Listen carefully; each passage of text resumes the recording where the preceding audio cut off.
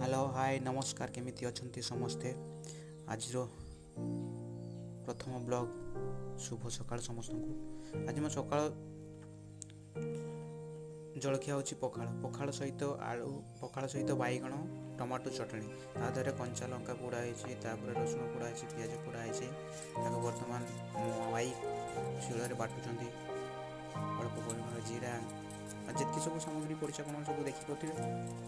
ताकू चटनी शिଳରେ बाटुचंती पियाज लंका रसुण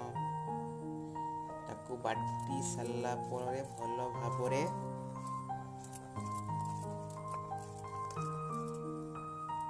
तापर ता देहरे पकेबे टमाटो